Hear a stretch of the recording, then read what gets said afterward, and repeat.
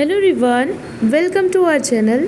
हम सॉल्व कर रहे हैं हमारी सोशोलॉजी की 1500 क्वेश्चन सीरीज़, जिसमें कि हमने अभी तक 1450 क्वेश्चन सॉल्व कर लिए हैं और ये आज इस सीरीज़ का लास्ट पार्ट है। तो अगर ये वीडियो अच्छी लगे तो इसको लाइक करिए, शेयर करिए और चैनल पर नए हैं तो चैनल को सब्सक्राइब करना ना भूलें। तो पहला क्वेश्चन है आपकी स्क्रीन पर।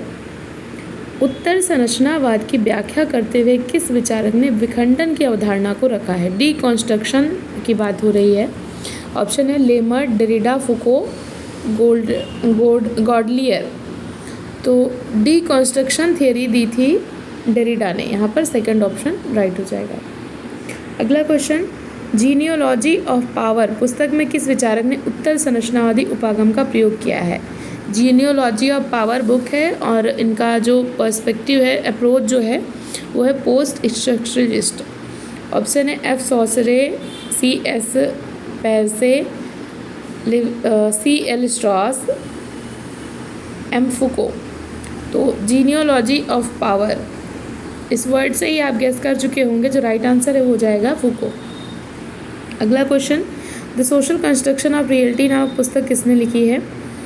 Ruth Benedict and Reinhard Bendix, Peter Berger and Reinhard Bendix, Ruth Bendix and Peter Berger and Thomas Luckmann. The social construction of reality, ये भी बहुत ही आसान सा प्रश्न है और जो राइट आंसर है वो है पीटर बर्जर एंड थॉमस लेकमैन। अगला क्वेश्चन है, समाजशास्त्र में कौन सा सैद्धांतिक परिप्रेक्ष्य समाज के घटक भागों की अंतर्निर्भरता पर जोर देता है? Conflict theory, feminism, symbolic interactionism, structural functionalism. तो इसमें से कौन सा थियोरेटिकल पर्सपेक्टिव है जो कि सोशोलॉजी को एम्फेसाइज करता है, घटक भागों की अंतर्निर्भरता पर जोर देता है? तो यहाँ पर जो राइट हो जाएगा वो हो जाएगा स्ट्रक्चरल फंक्शनलिज्म, यानी कि संरचनात्मक प्रकार्यात्मक जो परिप्रेक्ष्य है। अगला क्वेश्चन, संरचनात्मक प्रकार्यात्मक चिंतक समाज का वर्णन करते हैं किस तरीके से? भूमिकाओं और संस्थाओं के एक मानक ढांचे के रूप में, सूक्ष्म स्तर पर अंतःक्रिया के एक जटिल जाल के रूप में, संघर्ष, असमानता और अलगाव के स्रोत के रूप में, या फिर सामाजिक संबंधों के एक अस्थिर संरचना के रूप में। तो जो संरचनात्मक प्रकार्यात्मक चिंतक है वो समाज का वर्णन कैसे करते हैं? तो यहाँ पर जो राइट आंसर हो जाएगा वो जाएगा भूमिका और संस्थानों के एक मानक के ढांचे के रूप में। अगला क्वेश्चन, सूची 1 को सूची 2 से मिलाना है। एक तरफ थिंकर्स हैं, एक तरफ इनकी पुस्तकें हैं और आपको राइट आंसर यहाँ पर चूज़ करना है। ऑप्शन देख सकते हैं आप नीचे की तरफ।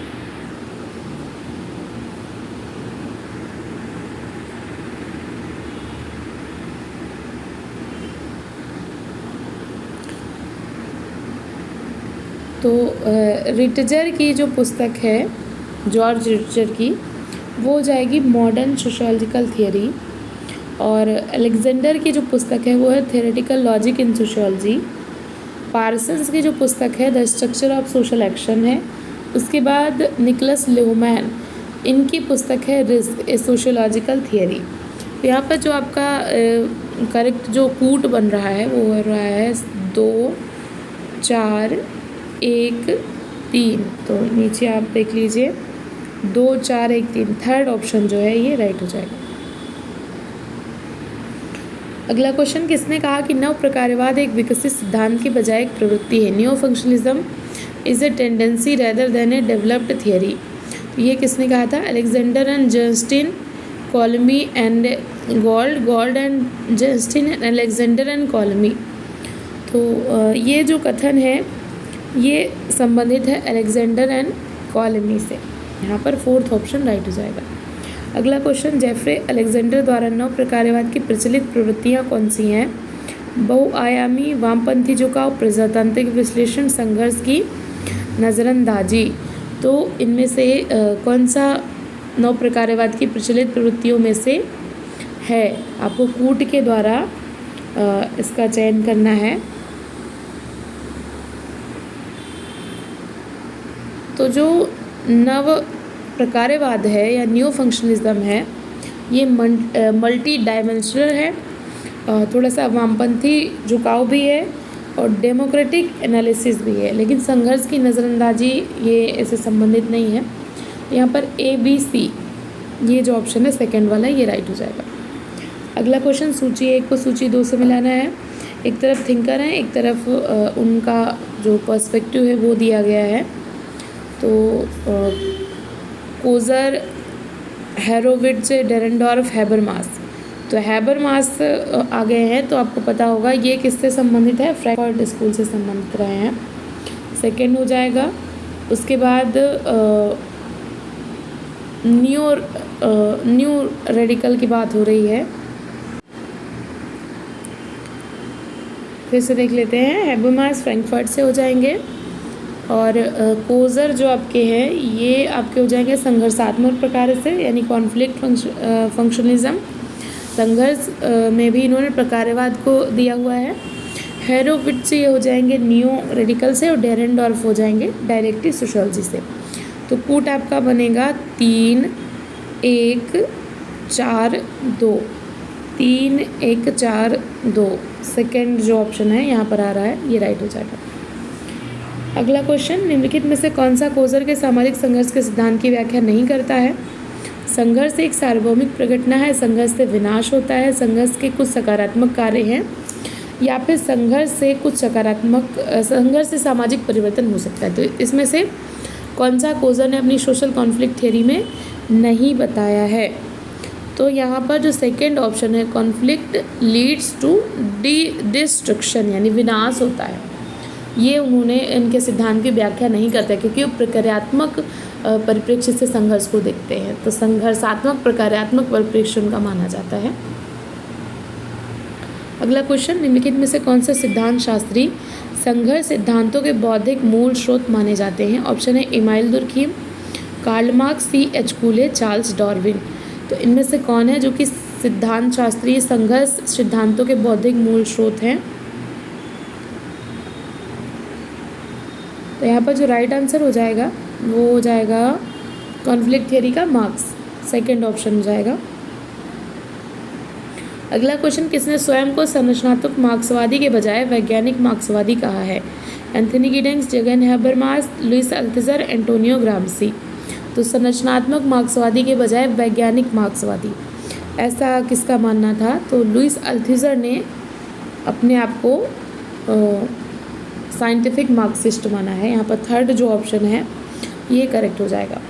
अगला क्वेश्चन में से कौन सा हैबरमास के बारे में सत्य नहीं है? वो न्यू मार्क्सिस्ट रहे हैं, शिकागो स्कूल ऑफ थॉट से संबंधित रहे हैं, फ्रैंकफर्ट स्कूल से संबंधित रहे हैं, क्रिटिकल स्कूल ऑफ सोशोलॉजी से संबंधित रहे। तो इनमें से कौन सा एक ट्रू नहीं है? तो जो सेकंड ऑप्शन है शिकागो स्कूल ऑफ थॉट, यहाँ से वो संबंधित नहीं रहे। अगला क्वेश्चन, निम्न में से किसने घटनावादी सिद्धांत के विकास में भूमिका निभाई है? ऑप्शन है Alfred Schutz, Jurgen Habermas, Harold Garfinkel, Edmund Husserl. तो संकेतक में से आपको सही उत्तर चुनना है। ऑप्शन है A और B, B और C, A और D, A, B, D। तो घटनावादी सिद्धांत के विकास में भूमिका किसने निभाई है? Development of phenomenological sociology. तो यहाँ पर जो राइट आंसर हो जाएगा वो हो जाएगा फेनोमेनोलॉजी से एक तो सूट रहे हैं और दूसरे कौन रहे हैं? हर्शल रहे हैं। तो यहाँ पर थर्ड ऑप्शन देखिए A और D। अगला क्वेश्चन, किसने कहा शब्द सामाजिक रूप से निर्मित होते हैं और सामाजिक रूप से ही समाज में अपना अस्तित्व बनाए रखते हैं? ऑप्शन है Durkheim, Berger, Goffman, Herschel. Words are socially constructed and socially maintained, ऐसा किसने कहा था? तो ये कथन संबंधित है पीटर बर्जर से, सेकेंड ऑप्शन राइट हो जाएगा। अगला क्वेश्चन, किसने पहली बार शब्द एथनोमेथोडोलॉजी का उपयोग किया था? एथनोमेथोडोलॉजी जो शब्द है ये किसने दिया था? ऑप्शन है हैबरमास, गॉफमैन, शूट, गॉर्फिंकल। तो ये शब्द संबंधित है गॉर्फिंकल से, फोर्थ ऑप्शन राइट हो जाएगा। अगला क्वेश्चन, फ्रेम एनालिसिस अवधारणा किसने प्रतिपादित की है? Parsons, Giddings, Goffman and shoot. तो फ्रेम एनालिसिस संबंधित है एरविन गॉफमैन से।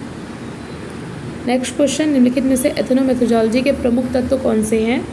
आत्मवाचक क्रिया और अंतःक्रिया, संदर्भिता का अर्थ, संदर्भ की अनभिज्ञता, भावात्मक तटस्थता। तो इनमें से की एलिमेंट कौन से हैं एथनो मेथोडोलॉजी के। कूट से आपको सही उत्तर देना है। तो देखिए, एक तो रिफ्लेक्सिव एक्शन एंड इंटरेक्शन की बात होती है, दूसरे इंडेक्सिकलिटी ऑफ मीनिंग की बात होती है एथनो मेथोडोलॉजी में। तो यहाँ पर पहला ही ऑप्शन जो है ये राइट हो जाएगा। अगला question, the idea that feminist goals can not be realised without the destruction of economic inequalities is associated with. आर्थिक असमानताओं के विनाश के बिना नारीवादी लक्ष्यों को महसूस नहीं किया जा सकता। ये विचार किस परिप्रेक्ष्य से संबंधित है? उदार नारीवाद, समाजवादी नारीवाद, कट्टरपंथी नारीवाद या उत्तर आधुनिकतावादी नारीवाद। तो ये जो विचार है ये संबंधित है सोशलिस्टिक जो फेमिनिस्ट हैं उनसे। अगला प्रश्न है, वेकर और सारांता कॉस के अनुसार निम्न में से सामाजिक अनुसंधान का कौन सा सैद्धांतिक उद्देश्य नहीं है? पुष्टिकरण, सामाजिक समस्याओं का समाधान, मिथ्याकरण या फिर संशोधन। तो इनमें से सामाजिक अनुसंधान का सैद्धांतिक उद्देश्य क्या नहीं है? यहाँ पर जो सेकंड ऑप्शन है सामाजिक समस्याओं का समाधान, क्योंकि सैद्धांतिक उद्देश्य की बात हो रही है तो ये सामाजिक समस्याओं को अगर हम सॉल्व कर रहे हैं तो व्यवहारिक उद्देश्य में आ जाएगा। अगला क्वेश्चन है, वह पद्धति जिसमें किसी विशेष समुदाय, समूह, संगठन का व्यवस्थित और विस्तृत अध्ययन किसी सामाजिक समस्या के विश्लेषण की दृष्टि से तथा उसे समाधान के लिए सिफारिशें प्रस्तुत करने की दृष्टि से किया जाता है। ऑप्शन है ऐतिहासिक पद्धति, उद्विकासीय पद्धति, एकल अध्ययन पद्धति या फिर सर्वेक्षण पद्धति। तो यहाँ पर राइट आंसर हो जाएगा थर्ड ऑप्शन, यानी कि एकल अध्ययन पद्धति, केस स्टडी।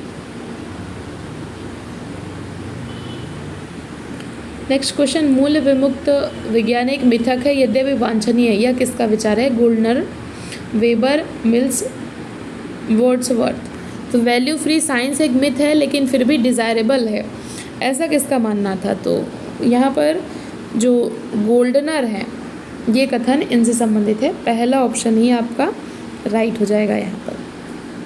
नेक्स्ट क्वेश्चन, किसके अनुसार एक सैद्धांतिक प्रतिरूप मूल सिद्धांत के माध्यम से निर्मित घटनाओं के समूह का अवधारणीकरण है जहां अंतिम उद्देश्य शब्दों, प्रस्थापनाओं और संबंधों की स्थापना है जो यदि पुष्ट हो जाए तो सिद्धांत बन जाते हैं? ऑप्शन है मर्टन, विलर, क्वेहन और मार्क्स। तो ये कथन किससे संबंधित है? तो ये कथन संबंधित है मर्टन से। फर्स्ट ऑप्शन राइट हो जाएगा। अगला क्वेश्चन, निम्नलिखित में से कौन सी विचार पद्धति व्याख्यात्मक रूप निदर्शन का उदाहरण नहीं है? इंटरप्रिटेटिव पैराडाइम से संबंधित इसमें से कौन सा नहीं है? Symbolic interactionism, ethno methodology, Marxism, phenomenology. तो इंटरप्रिटेटिव पैराडाइम से संबंधित नहीं है मार्क्सिज्म, यानी कि मार्क्सवाद। अगला प्रश्न है, stages in theory development are giving propositions, empirical testing of relationship between propositions, describe the pattern of relationship among the propositions, explaining the pattern of relationship। Option आप देख लीजिए एक बार कूट से आपको इसमें आंसर बताने हैं और राइट आंसर हो जाएगा ये चारों ही, ए बी सी डी। यहाँ पर एक तरीके से थियरी डेवलपमेंट में सबसे पहले क्या करेंगे? गिविंग प्रोपोजिशंस, उसके बाद हम क्या करेंगे? टेस्ट करेंगे, मीन्स पहले प्रस्थापना बनाएंगे, फिर उसका परीक्षण करेंगे, उसके बाद हम देखेंगे कि संबंधों के स्वरूप कैसे, तो उसका वर्णन करेंगे, उसके बाद संबंधों के स्वरूप की व्याख्या करेंगे। तो यहाँ पर sequence A B C D. अगला प्रश्न है, is mainly concern with cause and why factor about some phenomenon. तो यहाँ पे कौन सी रिसर्च आएगी? डिस्क्रिप्टिव, एक्सप्लेनेटरी, एक्सप्लोरेटरी या फिर डायग्नोस्टिक। और जो राइट आंसर होगा वो हो जाएगा एक्सप्लेनेटरी, क्योंकि कॉज एंड वाई, कारण और क्यों से संबंधित है। तो हम क्या कर रहे हैं? एक्सप्लेन कर रहे हैं, व्याख्या कर रहे हैं। अगला क्वेश्चन है, according to Zikmund which is not the purpose of exploratory research, diagnosing a situation, pilot studies, screening alternatives, discovering new ideas. तो जहाँ पर हम एक्सप्लोर कर रहे हैं तो वहाँ पर हम निदान नहीं खोज रहे हैं, वहाँ पर तो हम एक्सप्लोर ही कर रहे हैं। तो डायग्नोजिंग ए सिचुएशन इनके अकॉर्डिंग ये एक पर्पज़ नहीं। नेक्स्ट क्वेश्चन, कुछ अवलोकित घटनाओं के स्पष्ट संबंधों की व्याख्या करता हुआ आंतरिक प्रस्थापनाओं का सुसंगत पुंजय, सिद्धांत, प्रकल्पना, प्रस्थापना या फिर चर। तो यहाँ पर जो राइट आंसर हो जाएगा वो हो जाएगा थियरी। नेक्स्ट क्वेश्चन, प्रकल्पनाओं के निर्माण के मापदंड है। प्रकल्पना अनुभव द्वारा परीक्षण होनी चाहिए। प्रकल्पना के कथन विरोधाभासी नहीं होने चाहिए।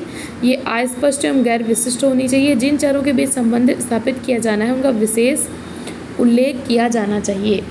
कूट नीचे दिए हुए हैं और आपको सही आंसर चूज करना है। तो यहाँ पर देखिए जो थर्ड वाला ऑप्शन कह रहा है सी, अस्पष्ट और गैर विशिष्ट होनी चाहिए, ये गलत है। बाकी ये तीनों ही सही हैं। तो ए, बी और डी, थर्ड ऑप्शन यहाँ पर ये वाला राइट हो जाएगा।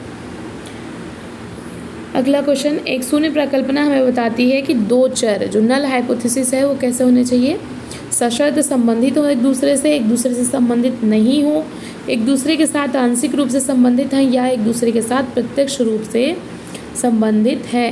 तो शून्य प्रकल्पना जो नल हाइपोथेसिस है वो हमें क्या बताती है, तो वो हमें बताती है कि जो चर हैं वो एक दूसरे से संबंधित नहीं है। सेकंड ऑप्शन राइट हो जाएगा। नेक्स्ट क्वेश्चन, प्रकल्पना का परीक्षण के लिए हाइपोथेटिको डिडक्टिव मेथड, ये जो एक प्रकल्पनात्मक निगमन विधि को किसने यूज़ किया था। ऑप्शन है थियोडोरसन, सिंगलटन, स्ट्रेटस, गुडेहैट, ब्लैक एंड चैंपियन। तो ये जो विधि है प्रकल्पनात्मक निगमन हाइपोथेटिको डिडक्टिव मेथड जो है ये यूज़ किया है सिंगलटन एंड स्ट्रेट्स ने। सेकंड ऑप्शन यहाँ पर राइट हो जाएगा। इंपॉर्टेंट है, नोट कर लीजिएगा। नेक्स्ट क्वेश्चन, वो घटक जिसके आधार पर हम समष्टि में से प्रतिदर्श लेते हैं। ऑप्शन है प्रतिदर्शन अंश, प्रतिदर्शन विशेषक, प्रतिदर्शन का ढांचा, प्रतिदर्शन के घटक। तो इसमें से वो घटक जिसके आधार पर हम समष्टि में से प्रतिदर्श लेते हैं तो उसको हम क्या कहेंगे, उसको हम कहेंगे सैम्पलिंग ट्रेट, यानी कि प्रतिदर्शन विशेषक। Next question, which one of the following is not the technique of selecting random sample. दैव प्रतिदर्शन के चयन की प्रविधि नहीं है। लॉटरी विधि, कार्ड या टिकट विधि, टिप्पेट की तालिकाएं, स्नोबॉल निदर्शन। तो यहाँ पर ऊपर के तीनों ऑप्शन है, लेकिन स्नोबॉल सैंपलिंग ये खुद में एक सैंपलिंग का अलग मेथड हो जाएगा, तो ये नहीं है। नेक्स्ट क्वेश्चन, इनमें से कौन सा गैर संभावना प्रतिदर्शन का स्वरूप नहीं है। नॉन प्रोबेबिलिटी सैंपलिंग का टाइप नहीं है। कन्वीनियंस, परपज़िव, कोटा एंड लास्ट है क्लस्टर। तो क्लस्टर सैंपलिंग जो है ये नॉन प्रोबेबिलिटी सैंपलिंग का स्वरूप नहीं है। नेक्स्ट क्वेश्चन, ये किसने कहा कि विज्ञान का समारंभ अवलोकन से होता है और उसे अंतिम प्रामाणिकता की जांच के लिए अंततः अवलोकन पर ही लौटना पड़ता है। ऑप्शन है नेल्स एंडरसन, गुडेओ-मॉट, बोगार्ट्स, पीवी यंग। तो यहाँ पर जो राइट आंसर है वो है गुडे एंड हार्ट। सेकेंड ऑप्शन जो है ये करेक्ट है। नेक्स्ट क्वेश्चन, अवलोकन की विशेषताएं हैं गैर अनुभवजन्य अध्ययन, वैज्ञानिक सुनिश्चितता, प्रत्यक्ष विधि या फिर निष्पक्षता। तो ऑब्जर्वेशन की कौन सी विशेषताएं हो सकती हैं यहाँ पर, तो ऑब्जर्वेशन की बात हो रही है, मतलब कि इम्पीरिकल स्टडी तो सीधे सीधे है, तो नॉन इम्पीरिकल स्टडी तो पहला ही ये गलत हो जाएगा, पहला गलत हो गया, मतलब बी, सी और डी। तो बी, सी, डी यानी सेकेंड ऑप्शन राइट हो जाएगा। अगला प्रश्न है, तथ्य संकलन की कौन सी प्रणाली में कानों तथा वाणी की अपेक्षा नेत्रों के प्रयोग की स्वतंत्रता है। मीन्स कि हम देख रहे हैं, तो observation, interview, case study, content analysis. तो नेत्रों की बात हो रही है, मीन्स हम ऑब्जर्व कर रहे हैं। फर्स्ट ऑप्शन राइट हो जाएगा। नेक्स्ट क्वेश्चन, साक्षात्कार को किसने उद्देश्यपूर्ण वार्तालाप कहा। लिंडसे, गार्डनर, गुडेओ-मॉट, ब्लैक एंड चैंपियन, बिंघम एवं मूरे। उद्देश्यपूर्ण वार्तालाप है साक्षात्कार। ये कथन किससे संबंधित है, तो ये कथन संबंधित है बिंघम तथा मूरे से। फोर्थ ऑप्शन राइट हो जाएगा। नेक्स्ट क्वेश्चन, ब्लैक एवं चैंपियन के अनुसार साक्षात्कारकर्ता और उत्तरदाता के बीच संबंध होते हैं। अस्थाई, स्थाई, जिसमें सहभागी परिचित होते हैं या फिर जिसमें सहभागी अजनबी होते हैं। तो यहाँ पर कूट के माध्यम से आपको आंसर देना और राइट आंसर हो जाएगा कि अस्थाई होते हैं और साथ ही साथ सहभागी अजनबी होते हैं, जो ब्लैक और चैंपियन ने बताया था। तो यहाँ पर ए और डी फर्स्ट ऑप्शन राइट हो जाएगा। अगला प्रश्न है, सामाजिक वैज्ञानिकों ने औपचारिक, नियंत्रित तथा निर्देशित साक्षात्कार शब्दावली का प्रयोग किया है असंरचित साक्षात्कार के लिए, अर्ध संरचित साक्षात्कार के लिए, केंद्रित साक्षात्कार के लिए या फिर संरचित साक्षात्कार के लिए। तो किसके लिए यूज़ किया है? तो ये जो शब्द हैं ये सब यूज़ किए गए हैं संरचित साक्षात्कार के लिए, यानी फोर्थ ऑप्शन राइट हो जाएगा। अगला प्रश्न, साक्षात्कार अनुसूची में वो प्रश्न वो होता है जिसमें उत्तर 2 या अधिक श्रेणियों में होता है, फिर भी श्रेणियों का कोटिक्रम नहीं होता। तो इसमें हम कौन सा ऑप्शन राइट होगा? क्रमसूचक, नॉमिक, अंतराल या फिर निस्यंदक या फिर इसको बोलेंगे फिल्टर। तो यहाँ पर नॉमिनल राइट आंसर हो जाएगा, नॉमिनल। साक्षात्कार अनुसूची में नामिक प्रश्न वो होता है जिसमें 2 या अधिक श्रेणियाँ होती हैं, फिर भी श्रेणियों का कोटिक्रम नहीं होता, नॉमिनल। नेक्स्ट क्वेश्चन, निम्नलिखित में से किस प्रकार के प्रश्नों से शोधकर्ता को प्रश्नावली का निर्माण करते समय बचना चाहिए? संदिग्ध जो प्रश्न होते हैं, अमूर्त प्रश्न होते हैं, संवेदनशील प्रश्न होते हैं या फिर स्पष्ट एवं असंदिग्ध। तो किस प्रकार के प्रश्नों से बचना चाहिए, कौन से प्रश्न यूज़ नहीं करने चाहिए प्रश्नावली में जब भी आप बना रहे हो? तो यहाँ पर जो राइट आंसर होगा वो हो जाएगा सेंसिटिव क्वेश्चंस। ऐसे प्रश्न यूज़ नहीं करने चाहिए। एक सेकेंड रुकिए, यहाँ पर कूट दिया हुआ है, कूट से मैच करना है। तो कूट के अनुसार अगर आप देखेंगे तो अगर कोई चीज़ क्लियर है तो उसका तो हम यूज़ कर सकते हैं। तो फोर्थ वाला तो यहाँ पर नहीं आएगा, ये नहीं आएगा। इसके बाद सेंसिटिव, एब्स्ट्रैक्ट और एम्बिगियस, ये फिर तीनों आ जाएंगे। तो ए, बी, सी थर्ड ऑप्शन ऐसे राइट हो जाएगा। अगला प्रश्न है, गार्डनर के अनुसार विषय वस्तु विश्लेषण की विशेषताएं हैं व्यक्तिपरकता, व्यवस्थित, सामान्यता, परिमाण। यहाँ भी कूट दिया गया है तो आपको कूट से चूज़ करना है और राइट आंसर हो जाएगा कि जो कंटेंट एनालिसिस की विशेषताएं हैं उसमें क्या होना चाहिए? व्यवस्थित होना चाहिए, यानी एक सिस्टमैटिक तरीके से चीज़ें होनी चाहिए, साथ ही सामान्य होना चाहिए और परिमाणन होना चाहिए। तो बी, सी, डी यानी थर्ड ऑप्शन यहाँ पर अगेन राइट हो जाएगा। नेक्स्ट क्वेश्चन, अवधारणात्मक शब्दों के समूह में एकत्रित किए गए शब्दों का विश्लेषण होता है जो अनुसंधान प्राकल्पना में चरों को बताते हैं, वो कहलाता है शब्द गणना विश्लेषण, अवधारणात्मक विश्लेषण, शब्दार्थ विश्लेषण या फिर मूल्यांकनात्मक अभिकथन विश्लेषण। तो यहाँ पर जो राइट आंसर हो जाएगा वो हो जाएगा सेकंड, कॉन्सेप्चुअल एनालिसिस।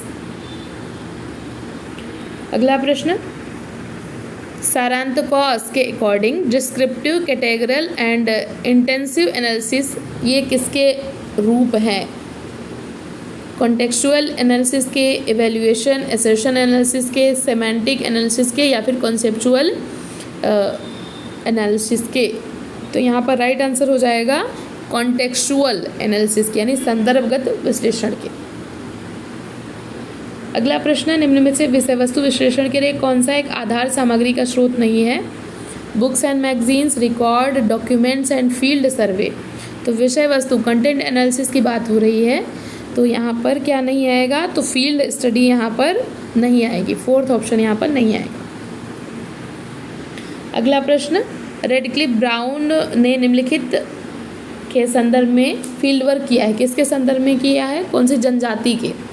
मुरिया जनजाति, टोडा, ट्रोबियांडा आइसलैंडर या फिर अंडमान आइसलैंडर। तो रेडक्लिफ ब्राउन ने अंडमान आइसलैंडर्स पे स्टडी की है, वो फोर्थ ऑप्शन राइट हो जाएगा। अगला question, according to Berger reason for employing case study method are to formulate hypothesis, to conceptualise, to maintain a chain of evidence, to operationalise variables. तो इसमें से कौन सा करेक्ट आंसर हो जाएगा आपको बताना है। राइट आंसर होगा थर्ड यानी ABD, to formulate hypothesis, to conceptualise and to operationalise variables. अगला प्रश्न है अकॉर्डिंग टू वेरेल्सन्स किस अनुसंधान तकनीकी से संप्रेषण को अभिव्यक्त सामग्री के वस्तु पर एक मात्रात्मक और व्यवस्थित वर्णन के लिए प्रयोग किया जा सकता है। साक्षात्कार, सूची, विषय वस्तु विश्लेषण, अवलोकन, लास्ट है मौखिक इतिहास। और राइट आंसर हो जाएगा कंटेंट एनालिसिस, क्योंकि यहाँ पर अभिव्यक्त सामग्री एक संप्रेषण की सामग्री का वस्तुपरक मात्रात्मक व्यवस्थित अध्ययन की बात हो रही है। अगला और आज का लास्ट क्वेश्चन है सहभागी अवलोकन तथा साक्षात्कार का प्रयोग कर व्यक्तियों के प्रत्यक्ष अध्ययन को कहा जाता है। प्रघटना विज्ञान, सामाजिक मानचित्रण, नृजाति वर्णन और लास्ट है महामारी विज्ञान। तो राइट आंसर होगा एथनोग्राफी, क्योंकि सहभागी अवलोकन साक्षात्कार का प्रयोग कर हम व्यक्तियों के प्रत्यक्ष अध्ययन करते हैं, उनके एनवायरनमेंट में जा करके अध्ययन करते हैं। तो नृजाति विज्ञान यहाँ पर राइट हो जाएगा। तो ये थे आज के क्वेश्चंस। आई होप आपको ये वीडियो भी पसंद आई होगी और ये जो सीरीज़ है ये भी आपको काफ़ी हेल्पफुल लगी होगी। अपना फीडबैक नीचे कमेंट सेक्शन में आप दे सकते हैं। ऐसे ही पढ़ते रहिए, अपने गोल की तरफ आगे बढ़ते रहिए। वीडियो देखने के लिए थैंक यू सो मच।